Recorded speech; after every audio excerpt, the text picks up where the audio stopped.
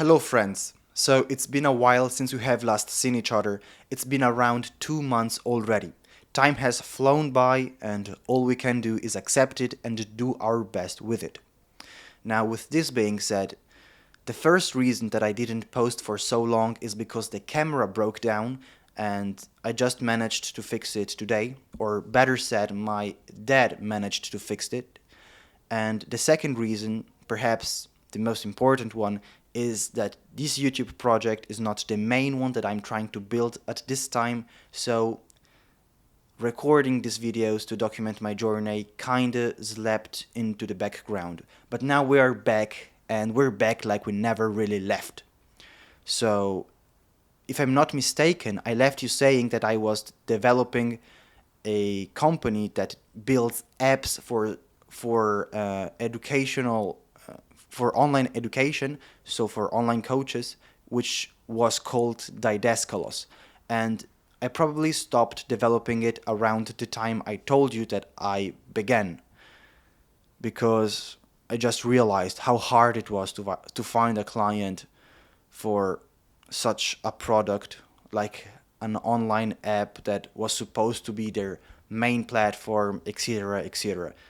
Now go back and watch that video that was titled "I deleted my YouTube videos and I don't regret it." I explain in that video better the reasons that I started that business for, and I'm not going to waste any time into explaining why I stopped developing it, like I did with the tens and tens of businesses I stopped developing before. Let's actually focus on where we are heading right now and which the businesses that I'm intending to bring forward from now on, well, that I have actually been developing for the last few weeks. Now, if you remember, if you are a day one kinda subscriber or viewer, I used to build websites, and these websites were only sold into the Italian market with a company called Ulexite. And what I intend to do, and what I already started to do, is to take this project of mine again, of a web development company, how is it called? Of a web design company, and I want to try to really make it great this time. I have the intention to sell in the US market as well, which is going to be harder, but at the same time, once I find the system to do so efficiently, money will be pouring in like never before. Now, let me actually show you what I practically did, and let's dive into the details of how I'm operating with Ulexite up until now. So for the second version of Ulexite, I have done something that I have never done before for any other business I've owned before, which is building an internal software that helps me specifically generate and qualify the leads based on the product I sell, which are websites. Now let me show you specifically how this works. Now, before we actually look at an example in the software itself, let me show you the logic behind Ulexite LG. So everything starts with a search. Now, this search needs to have two parameters, which are business type and location.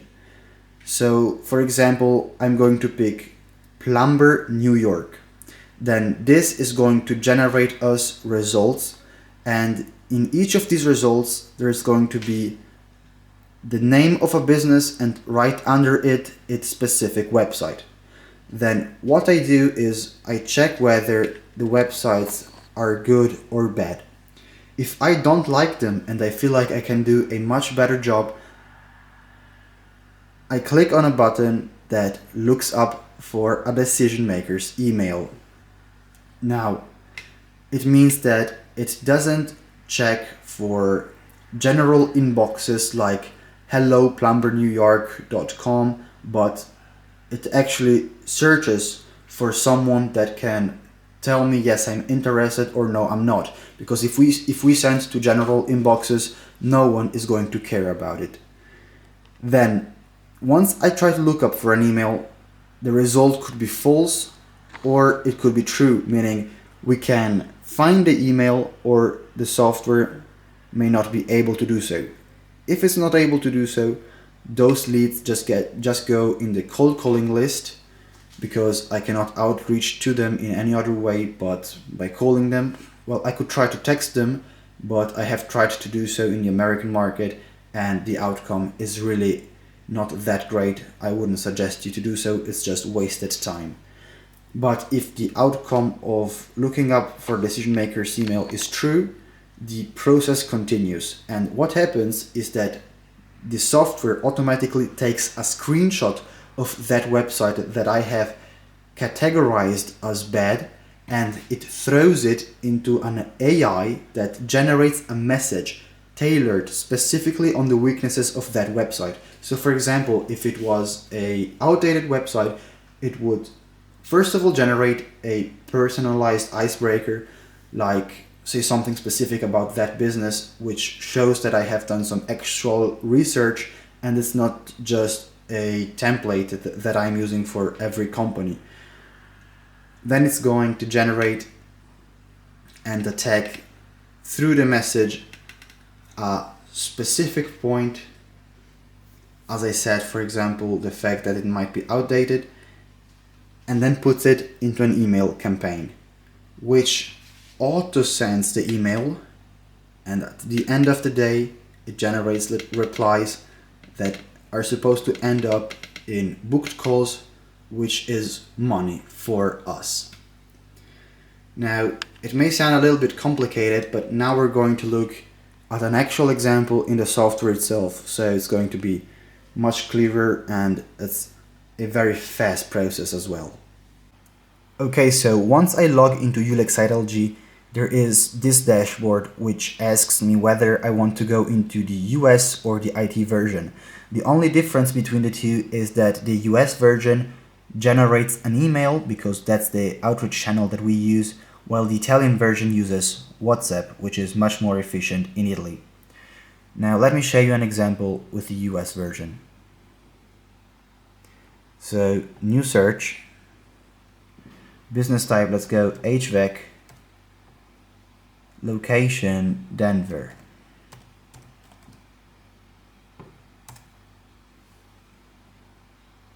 It's loading, boom, and here we have our results. Now, as you can see, under each business's name we have a website. Let's, for example, look up for this one. And here we are. Now, this website is not that bad, but let's say that I feel like I can do a better job and I want to pitch them a better one. So what I would do is go here and click on the Find Email button. This is going to look up, as I said before, for a decision maker's email. Okay, so we have email found, and now this initiates the process that I was just telling you about earlier. So email true is going to take a screenshot of the website, create a specific message that I will show you in a second, put it into the campaign, and then auto send it, which is money for us. Now, the software that I use is Instantly, which is this one. This is the current campaign that I am working on for the websites. We have a 3.05 reply rate, as you can see, which is not bad at all. But I wanted to show you the specific message it just created for the businesses, for the business we looked up for. How is it called? The Weather Chargers Heating and Air Conditioning. So we're going to look up for it in the leads.